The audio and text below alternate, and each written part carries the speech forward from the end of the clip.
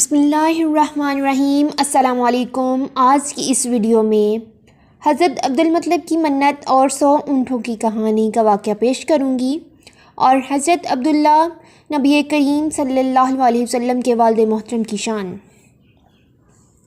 تو دوستو، یہ واقعہ ایسا ہے جو حضرت ابراہیم علیہ السلام اور حضرت اسماعیل علیہ السلام کی قربانی کی یاد تازہ کر دیتا ہے، اور سیرت النبی کے اہم پہلوؤں کا تذکرہ بھی اسی میں کریں گے۔ پلیز ویڈیو کو اینڈ تک ضرور دیکھا کریں۔ پلیز سبسکرائب اور لائک کرنا بھی مت بھولا کریں۔ تو دوستو، نبی پاک صلی اللہ علیہ وسلم کے والد محترم کی شان اور فضیلت کا علم ہر مسلمان کو ہونا چاہیے۔ تو دوستو، یاد ہے کہ 100 اونٹوں کی جو قربانی حضرت مطلب نے کی تھی، وہ بھی حضرت عبداللہ ہی کی زندگی کے صدقے کی تھی۔ حضرت عبدالمطلب کو یہ حکم اس وقت دیا گیا تھا جب وہ اپنی منت بھول چکے تھے۔ پہلے خواب میں ان سے کہا گیا کہ منت پوری کرو۔ انہوں نے ایک مینڈا ذبح کر کے غریبوں کو کھلا دیا۔ پھر خواب آیا کہ اس سے بڑی پیش کرو۔ اس دفعہ انہوں نے بیل ذبح کر لیا۔ خواب میں پھر یہی کہا گیا، اس سے بڑی پیش کرو۔ اب انہوں نے اونٹ ذبح کر دیا۔ پھر خواب آیا کہ اس سے بڑی پیش کرو۔ انہوں نے دریافت کیا کہ اس سے بڑی چیز کیا ہو سکتی ہے۔ تو دوستو، تب کہا گیا کہ اپنے بیٹوں میں سے کسی کو ذبح کرو، جیسا کہ تم نے منت مانی تھی۔ اب انہیں اپنی منت یاد آئی، اپنے بیٹوں کو بلایا اور بلا کر اپنی منت کا ذکر کیا۔ سب کے سب سر جھکا کر کھڑے رہے کہ کون اس منت کے لیے تیار ہوگا۔ آخر حضرت عبداللہ بولے، ابا جان، آپ مجھے ذبح کر دیں۔ سب سے خوبصورت بھی تھے اور چھوٹے بھی تھے۔ سب سے زیادہ محبت بھی حضرت عبدالمطلب کو حضرت عبداللہ سے ہی تھی، لہذا انہوں نے قرعہ اندازی کرنے کا ارادہ کیا۔ تمام بیٹوں کے نام لکھ کر قرعہ اندازی کی گئی۔ عبداللہ کا نام آیا قرعہ اندازی میں بھی، اور اب انہوں نے چھری پکڑی۔ حضرت عبداللہ مطلب کو بازوں سے پکڑا اور انہیں زمین پر لٹا دیا۔ یوں ہی حضرت عبدالمطلب نے بیٹے کو لٹایا۔ عباس سے یہ سب برداشت نہ ہوا، فوراً آگے بڑھ کر بھائی کو اپنی طرف کھینچ لیا، اور اس وقت یہ خود بھی چھوٹے تھے۔ دوستو، اسی دوران بنو مخزوم کے لوگ آئے۔ انہوں نے کہا، اس طرح بیٹے کو ذبح نہ کریں، اس کی ماں برداشت نہ کرے گی۔ اپنے اللہ کو راضی کرنے کے لیے بیٹے کا فدیہ دیں۔ اب یہ سوال تھا کہ فدیہ کیا دیا جائے۔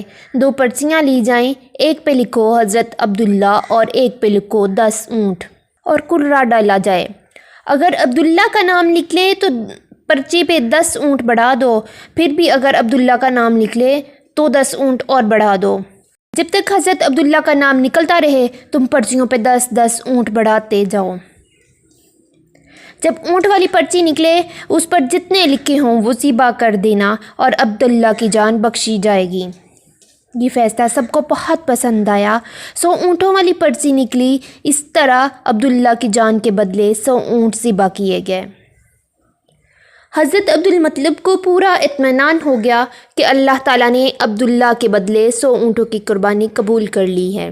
انہوں نے کعبے کے پاس 100 اونٹ ذبح کیے اور کسی کو بھی کھانے سے نہ روکا۔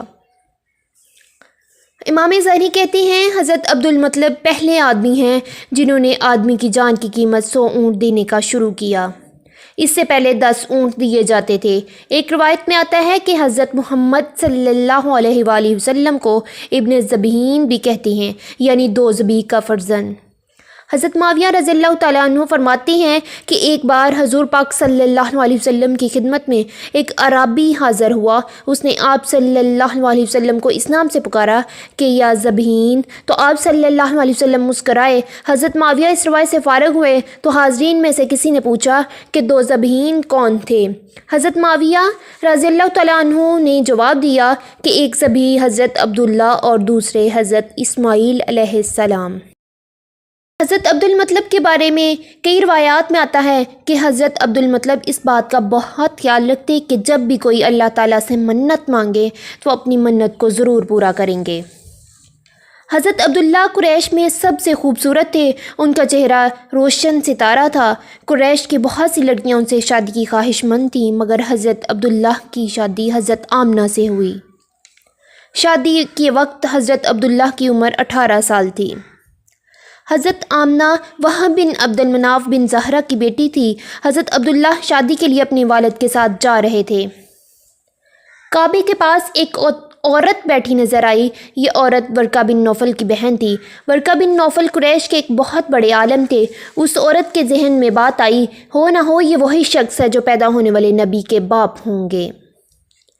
جب حضرت عبد المطلب اور حضرت عبداللہ پاس سے گزرے تو حضرت عبداللہ کو اس عورت نے اپنے پاس بلایا اور کہا، اگر تم ایک رات میرے ساتھ گزار لو تو میں تمہیں 100 اونٹ فدیہ کروں گی۔ اس پر انہوں نے جواب دیا کہ میں اپنے باپ کے ساتھ ہوں اور ان کی مرضی کے خلاف کچھ نہیں کر سکتا۔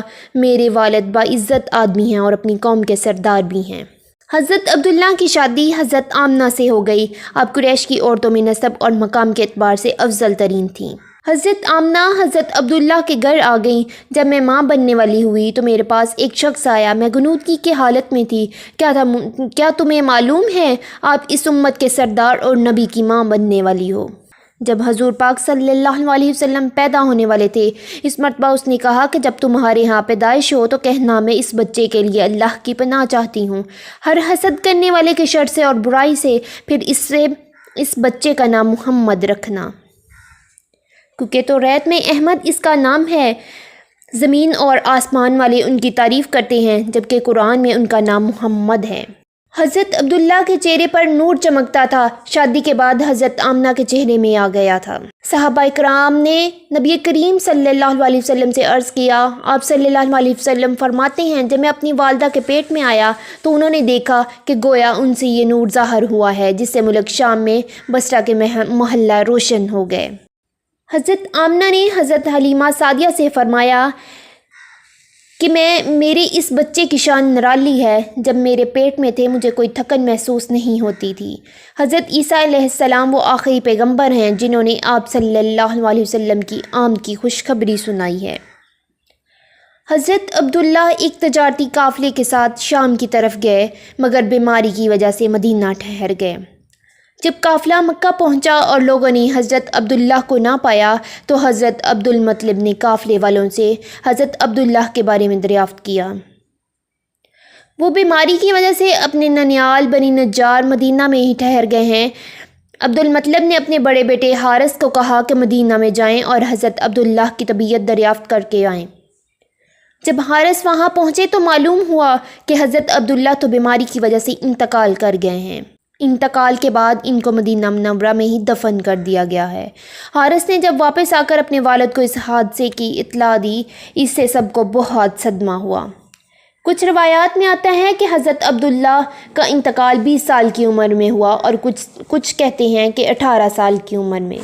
یہ مختصراً نبی پاک صلی اللہ علیہ وسلم کے والدین کی شادی اور پھر ان کے والد محترم کی وفات کا واقعہ تھا۔ نیو ویڈیو کے آنے تک کے لیے اللہ حافظ۔